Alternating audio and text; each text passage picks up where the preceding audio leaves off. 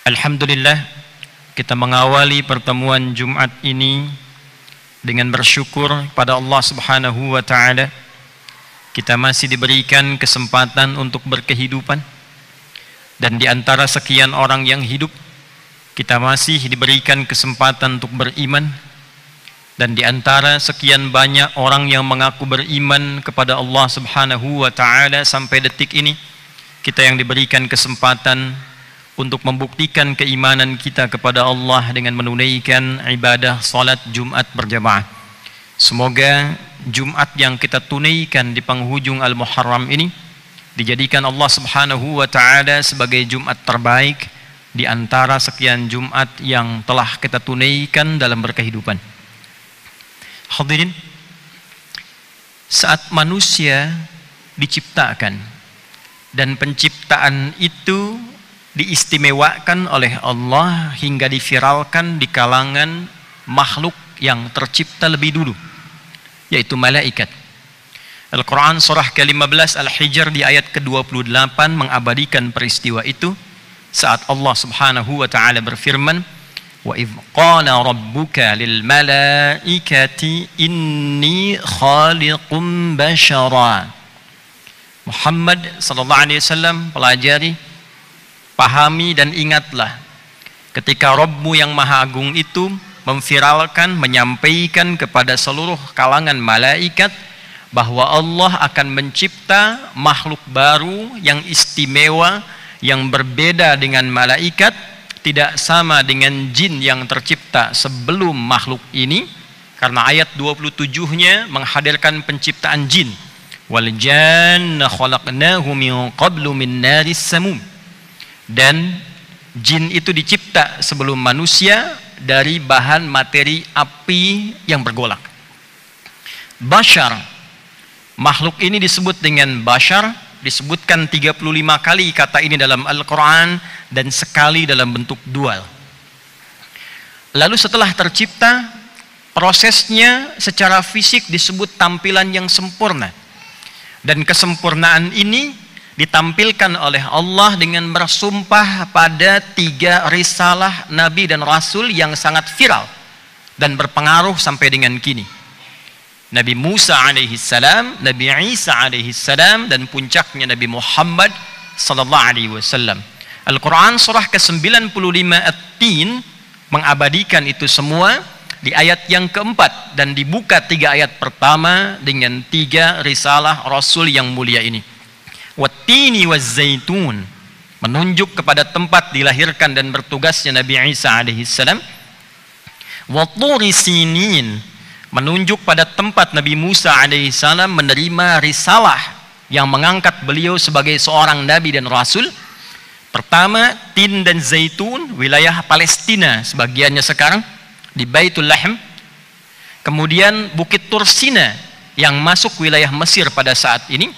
Wahadzal baladil amin, dan tentunya menunjuk kepada Mekah, kota yang aman, tempat lahir dan diutusnya Nabi Muhammad sallallahu alaihi wasallam sebagai seorang nabi dan rasul. 3 sumpah ini menunjuk pada 3 tempat utama, pada rasul utama, hanya untuk menegaskan keutamaan dan kesempurnaan penciptaan fisik seorang manusia. Laqad khalaqnal insana fi ahsani taqwim. Perhatikan detailnya diksi Al-Quran ketika baru dicipta menggunakan kata bashar yang diviralkan, terbentuk fisiknya sempurna menggunakan kata insan yang menunjuk pada kesempurnaan dalam beraktivitas. Aku ciptakan fisik manusia secara sempurna yang memudahkan ia beraktivitas selama berkehidupan. Lalu dengan itu disempurnakan pula sifat bawaannya, yang menciptakan khaliq, inni khaliqun, yang tercipta makhluk, sifat bawaannya akhlak. Kemuliaan yang melekat kepada akhlak disebut dengan karamah. Sifatnya dari kata karomah, bentuk pemberiannya secara bertahap yang menyempurnakan disebut dengan karamah. Quran surah ke-17 Al-Isra di ayat ke-70 menyempurnakan itu semua. Walaqad karramna bani Adam wa hamalnahum fil bardi wal bahr وَرَزَقْنَاهُمْ مِنَ الطَّيِّبَاتِ وَفَضَّلْنَاهُمْ عَلَى كَثِيرٍ مِّمَّنْ خَلَقْنَا تَفْضِيلًا. Jadi makhluk yang bernama manusia ini istimewa penciptaannya, sempurna keadaan fisiknya, dilekatkan pada perjalanan hidupnya sifat-sifat mulia yang menjadikan tampilan dirinya terhormat. Sejak tercipta terhormat, beraktivitas terhormat, dan menjalani kehidupan sampai pulang nilainya terhormat di hadapan Allah Subhanahu wa taala. Apa yang menjadikan seluruh sifat mulia ini dihadirkan oleh Allah pada makhluk bernama manusia ini? Ternyata rahasia kuncinya terdapat di Al-Quran surah ke-51 di ayat ke-56. Wa ma khalaqtul jinna wal insa illa liya'budun. Hadirin silahkan fokus dengan kalimatnya. Pertama, diviralkan bashar, dibentuk untuk membawa aktivitas insan, tapi ketika menunjuk misi hidupnya, dirubah ke akar tunggal kalimatnya, mencakup semua tanpa kecuali, ins. Disebutkan pasangan ini dengan jin sebanyak 18 kali dalam Al-Quran. Wa ma khalaqtul jinna wal ins illa liya'budun. Maknya nafi, illanya menunjuk kepada isbat. Sama dengan posisi la dengan illa. Asyhadu an la ilaha, la pertama, illa kedua, illallah. La pertama nafi, kedua isbat. Nafi menafikan seluruhnya. Asyhadu an la ilaha, aku bersaksi tidak ada Tuhan, sama sekali tepikan. Illa, kecuali aku tetapkan yang satu ini. Jadi saat menetapkan yang satu, yang lain hilang. Illallah, hanya Allah saja yang Tuhan, yang lain tidak dipertuhankan. Maka senafas, sejajar dengan fungsi la, nafi, diantaranya huruf ma dalam ilmu nahwi. Wa ma khalaqtul jinna wal ins. Dan aku tidak ciptakan jin dan manusia itu, kata Allah. Jadi dinafikan, ditepikan, dihilangkan sifat penciptaan jin dan manusia. Simpan jin, kita hadirkan manusianya. Jadi secara singkat, Allah menganggap manusia tidak tercipta. Allah menempatkan manusia tidak ada. Illa liya'buduni, kecuali manusia yang tercipta itu hadir berkehidupan di tempat yang kita sebut bumi ini, tujuan pokoknya untuk beribadah kepada Allah Subhanahu wa taala. Sekali lagi, tujuan pokoknya untuk beribadah kepada Allah Subhanahu wa taala. Jadi hadirin, fisik kita yang begitu kuat, tampilan kita yang istimewa, akhlak kita dari ujung kepala sampai ujung kaki yang terjaga itu sejatinya untuk memudahkan kita dan membimbing kita untuk beribadah kepada Allah. Jadi pada dasarnya semua giat kita itu sifatnya ibadah. Tidur kita ibadah, makan kita ibadah, minum kita ibadah. Kalau bekerja mesti menjadi ibadah. Kalau belajar mesti menjadi ibadah. Kalau mendidik di rumah mesti menjadi ibadah. Semua yang kecil sampai besar seharusnya jadi ibadah. Itulah sebabnya demi menjadikan kegiatan kita menjadi ibadah, ada doa yang melekat pada kegiatan perbuatan kita. Makan ada doanya. Minum ada doanya. Tidur ada doanya. Masuk masjid ada doanya. Keluar masjid ada doanya. Tidak pernah ditemukan semua aktivitas kita kecuali melekat doa di dalamnya. Tak mampu dan tak tahu doanya, Nabi memberikan bimbingan, ucapkan Bismillahirrahmanirrahim. Bismillahirrahmanirrahim. Kalimat ini yang merubah perbuatan rutinitas menjadi ibadah. Kullu amrin dzibalin la yubda'u fihi bi bismillahirrahmanirrahim fahuwa abtar. Setiap perbuatan yang baik yang tidak diawali dilekatkan bismillahirrahmanirrahim, maka tidak menjadi nilai ibadah dalam perbuatan itu. Itu poinnya. Jadi kalau kembali kepada ma' dan illa tadi, jika ada orang yang selama hidupnya tidak menjadikan kegiatannya sebagai ibadah, bahasa kerasnya tidak dianggap sebagai manusia. Itu bahasa kerasnya. Jadi kalau ada makannya yang tidak ibadah, nampaknya bukan manusia. Karena hewan pun makan juga. tumbuhan makan juga. Apa yang membedakan penciptaan manusia dengan selainnya? Maka kata Allah, illa liya'budun. Bagaimana cara makanan itu menjadi ibadah? Pakaian itu menjadi ibadah. Perbuatan itu menjadi ibadah. Ini poin dasarnya. Untuk itulah hadirin, semua giat kehidupan kita dijaga oleh Allah, diberikan benteng supaya semua terarahkan demi kepentingan ibadah kita kepada Allah Subhanahu wa taala. Di antara benteng itu, maka muncullah hukum yang sifatnya larangan. Ada perintah, ada larangan. Perintah kerjakan, larangan tinggalkan. Yang perintah disebut dengan amr ma'ruf, yang dilarang disebut dengan nahi, perbuatannya mungkar, diingkari oleh agama karena bisa merusak sifat ibadah. Jadi kalau ada orang berbuat yang dilarang ini, dikerjakan itu, maka kegiatan ibadah yang seharusnya menjadi tujuan bisa terganggu. Itu otomatis. Mulut diciptakan untuk ibadah.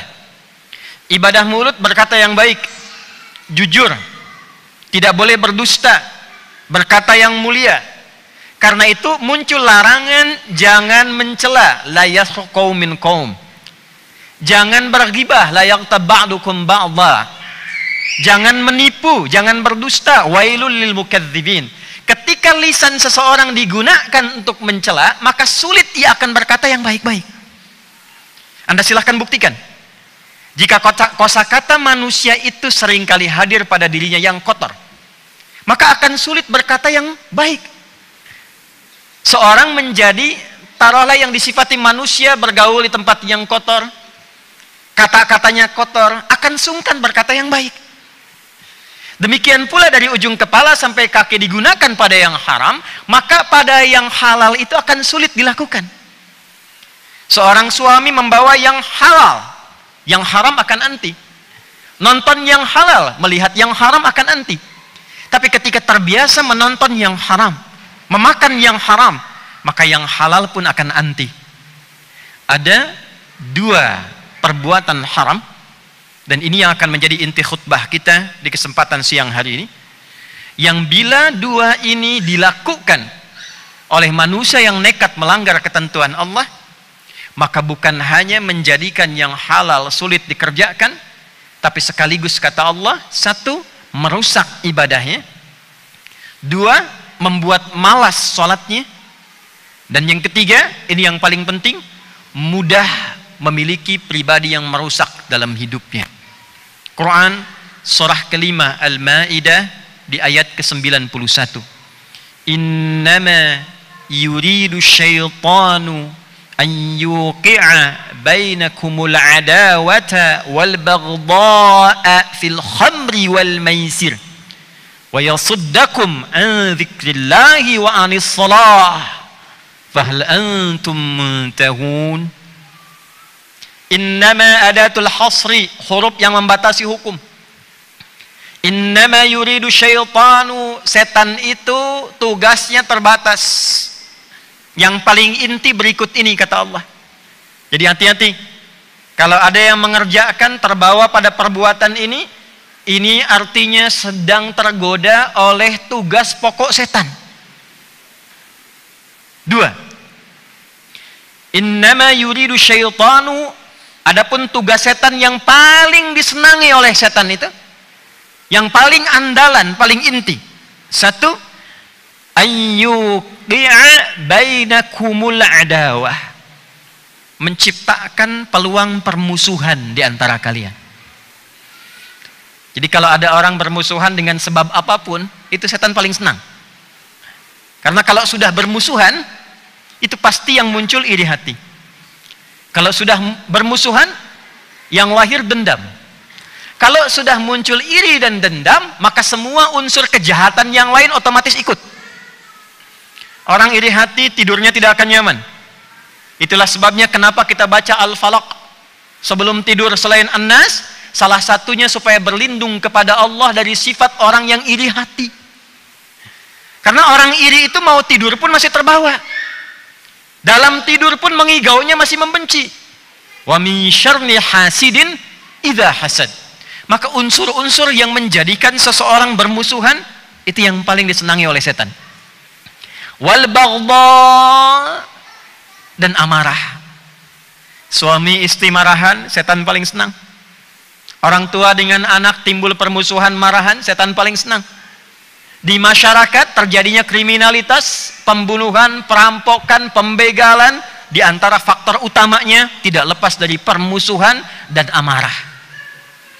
Apa yang menyebabkan itu semua? Ternyata di zaman jahiliyah ada perbuatan yang mengantarkan kepada permusuhan dan amarah.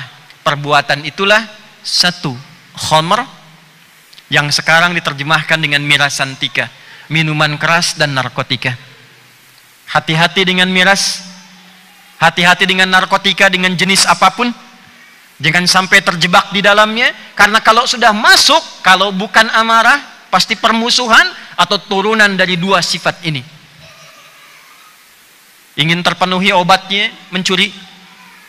Ingin terpenuhi kebutuhan untuk mabuk, bisa merampok, bisa membegal, dan puncaknya membunuh, turunannya berzina, dan dosa-dosa yang lainnya.